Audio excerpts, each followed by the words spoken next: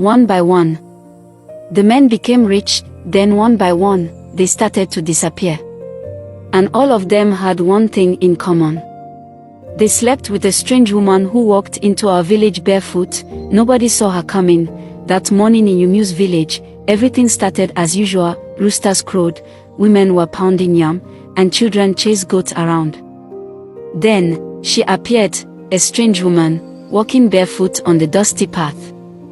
She wore a long black gown that swept the ground behind her.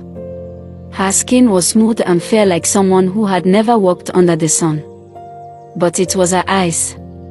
Her eyes looked deep, like they had seen many lifetimes. Nobody knew her name, they just called her Nwonyi Oma, the beautiful woman. She didn't talk much. She didn't greet anyone. She just walked quietly to the old, abandoned compound near the palm grove. That place had been empty for years. Snakes and grass had taken over. But within days, the compound changed. Flowers started growing around her hut. Birds gathered every morning to sing like they were praising her.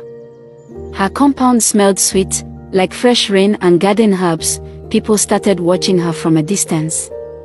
Children stopped playing near her house. Women gossiped while fetching water. Men stared quietly, unsure of what to make of her. Then strange things began to happen. One by one, the poorest men in the village went to visit her. Some said they went to greet her. Others claimed they were checking if she needed anything. But after visiting her, something strange happened.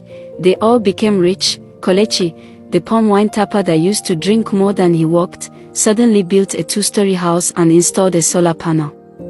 Okonkwo, the tired bricklayer, stopped carrying blocks and started driving a white Benz with tinted windows. Baba Onye, who couldn't pay bride price for over 10 years, suddenly married a city babe with fake lashes and bone straight wig. People were confused. Whispers started, then someone finally said it all. Them say not that woman. Not that woman, they give them money after they sleep with am. At first, it sounded like a joke. But more and more men started going to her at night. They didn't hide it. They dressed well, sprayed perfume, even practiced love poems under the mango tree. They brought her yams, crates of malt, bottles of palm wine. Every evening, her compound looked like a king's palace, but deep down, everyone knew it wasn't love, it was hunger. Greed.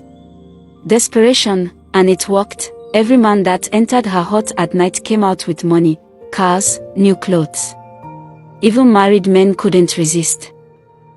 The village chairman left his wife at the clinic and carried a bottle of schnapps to her house, but one question kept hanging in the air, like smoke from a burning bush. What does she gain from all this? Nobody asked, nobody cared, they just wanted what she gave. Soon, the women of Yumu's village couldn't stay quiet anymore. Husbands were no longer husbands. They came home late, smelling of perfume and strange herbs. Some stopped talking to their wives completely. Others started beating their wives over small issues. Even the respectful ones became proud overnight, walking around like kings. Mama Ifunanya caught her husband sneaking out at midnight, holding a crate of eggs and one bottle of dry gin. Mama Ebube said her own husband told her to stop cooking for him. He said the woman near the palm grove gave him special food now. Enough was enough. One afternoon, the women gathered under the big mango tree beside the village square. They left their babies and house chores behind. The air was tense. You could feel the anger boiling in their chest. Mama Nkechi stood up first. This thing must stop. We are losing our husbands to that strange woman. She shouted, she's using jazz. Another woman screamed, she must be a witch. Let's go and burn down that compound. Someone else shouted, but Mama Yudoka, the oldest woman in the village, raised her hand for silence. Her voice was calm but firm. We don't know who she is or where she came from, she said. But one thing is clear, our men are the ones chasing her, not the other way around. If we fight her without understanding what is behind this, we might open the door to something more dangerous.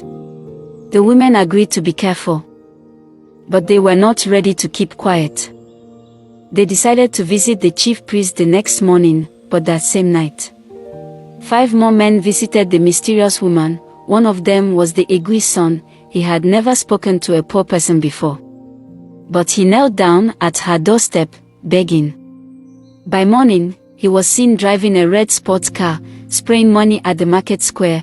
The women wept, some cried inside their rooms. Others cried while cooking. A few packed their things and went to their parents' houses, tired of competing with a woman they didn't understand. Children noticed the silence at home. The village grew colder, like something sacred had been broken, yet the men continued going. Every night, her lantern would shine gently from her window like a signal, and every night, another man would walk into her arms, but something was changing.